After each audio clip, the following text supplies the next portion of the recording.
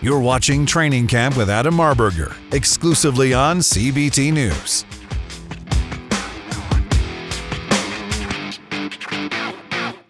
Welcome to Training Camp, exclusively on CBT News. I am your host, Adam Marburger. I am a black belt in Brazilian Jiu-Jitsu. I'm a black belt in F&I, and this show is designed to help automotive professionals enhance their F&I operations so they can also obtain their black belt. Today, I've got a friend with me. I've got Jeremy Swallow. He is an absolute beast in automotive. I'm so glad that you took the time to spend some time with me this morning, Jeremy. How are things with you, my brother? Man, Adam, first, thank you for having me on your show, man. This is quite an honor. Yeah. So things are great. Things are great here in South Louisiana. Yeah, so before we go into your personal journey, because I do want to I want to know a little bit more about your story, but let's talk about your group. Tell us about your group. Where are you located? Who do you serve? What brands do you guys represent? Yeah, so currently we have 3 rooftops. We're housed out of Lake Charles, Louisiana, which is on the Gulf Coast. I call it in the heel of Louisiana and Texas, right there on the Gulf Coast. We're in a community. We have about 75,000 people in Lake Charles. Okay. And we have our Ford store here. It's Bolton Ford.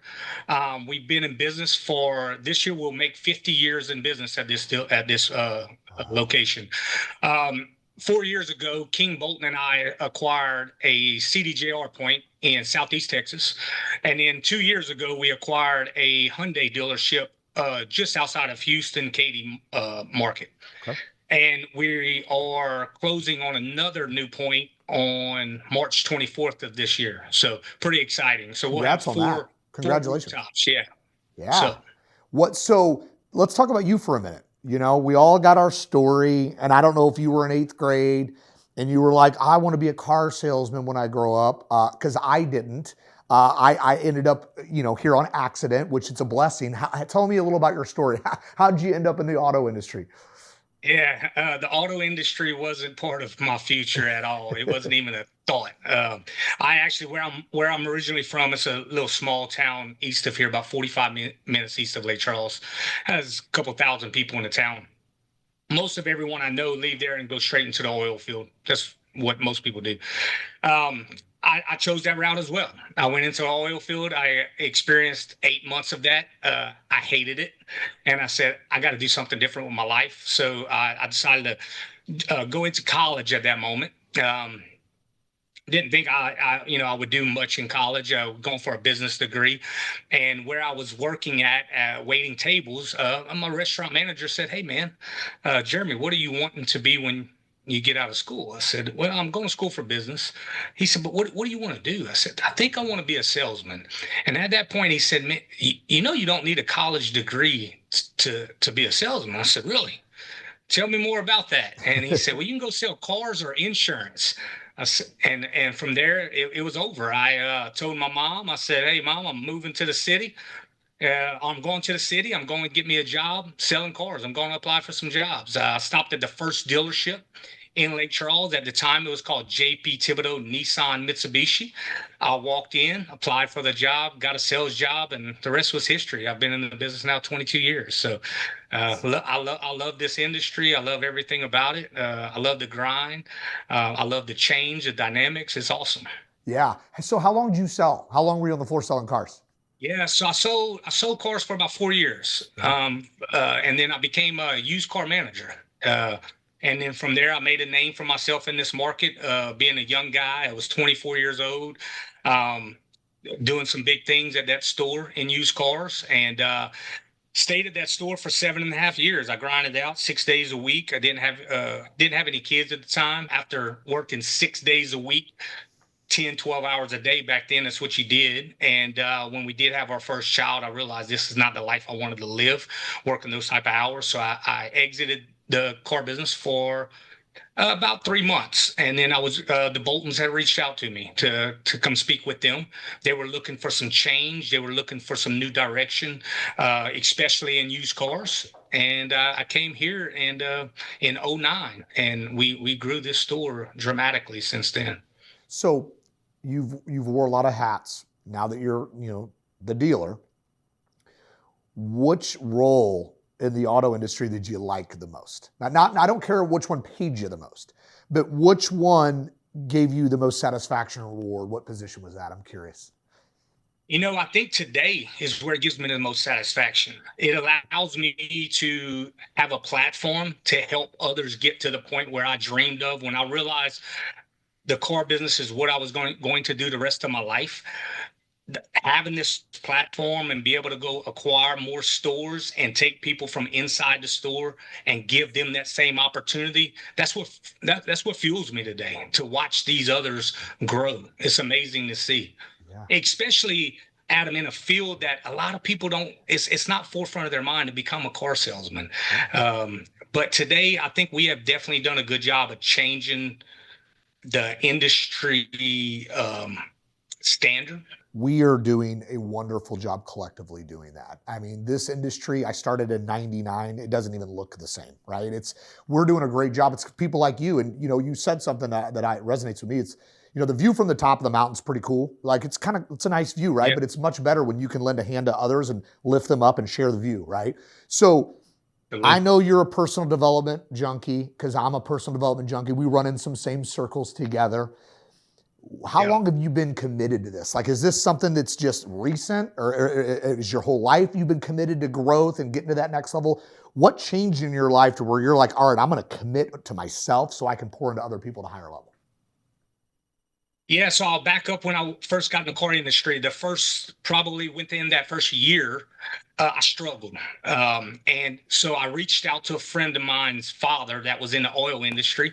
And I said, hey, this car business isn't working out.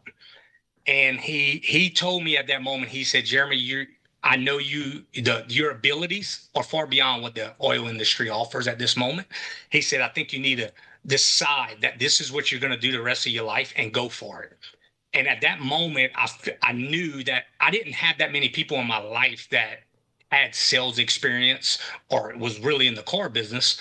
So I had to go out there and start doing my own studying, finding these motivational people, the training myself.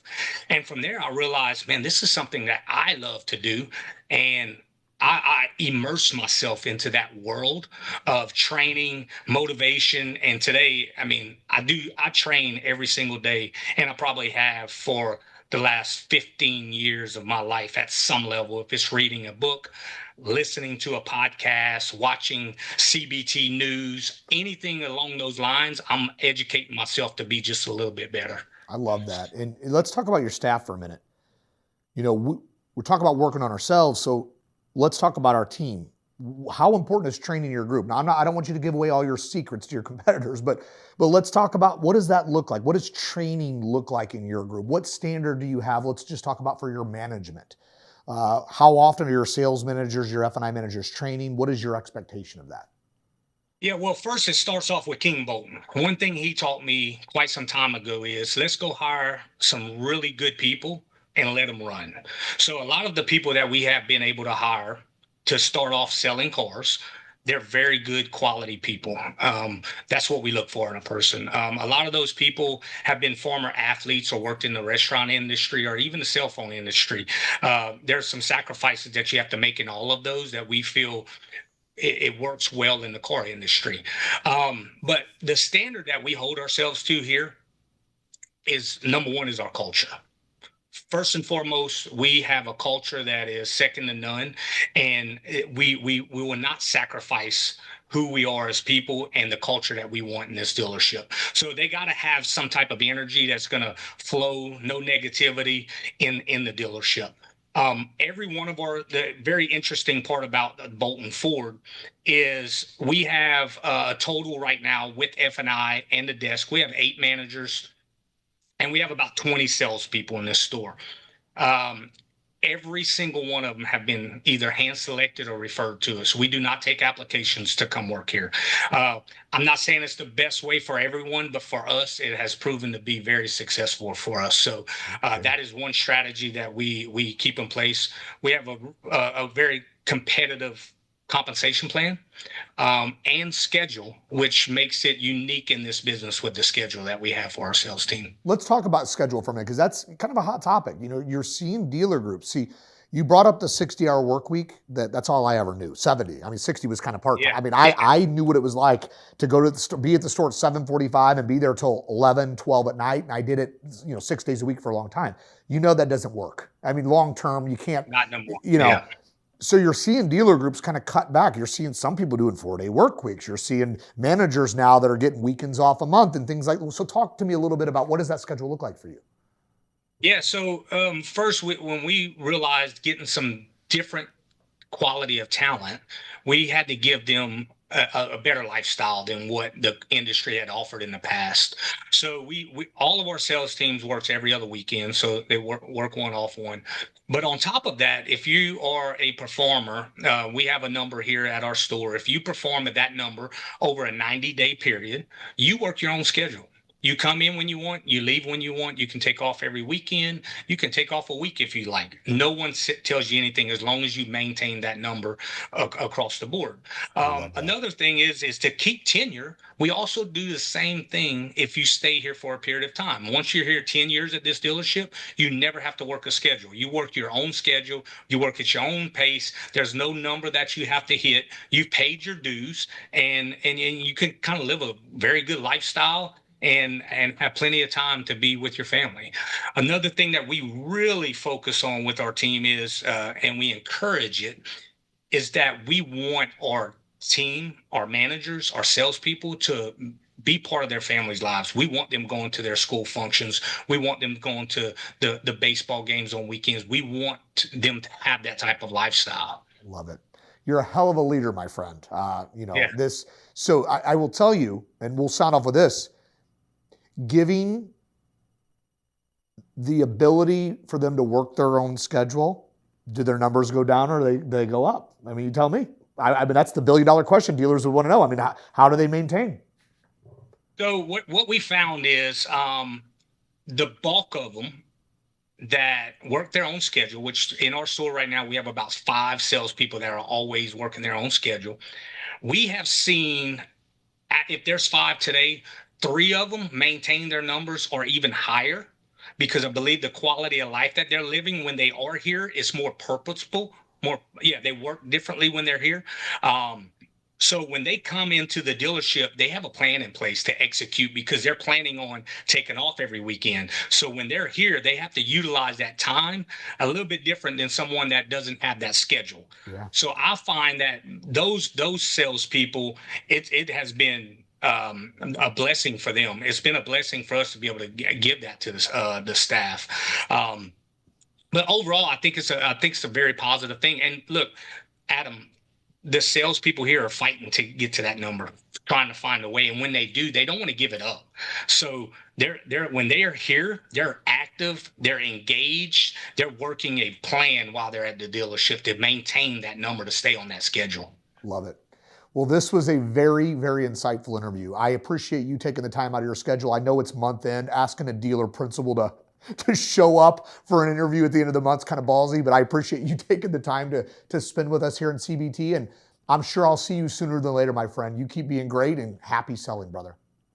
Yeah, I appreciate you. Thank you so much, man. Enjoy your weekend. Yeah, you too, brother. Thank you. Thank you for tuning in to Training Camp exclusively on CBT News. Remember, if nothing changes, nothing changes. We must take action in our stores and be willing to invest into training. See, training's not something that we did. It's something that we must do, and we must do it on a consistent basis. Remember that fights, they're not won in the ring or cage. They're won in training camp. Have a great day, everybody. Thanks for watching Training Camp with Adam Marburger, exclusively on CBT News.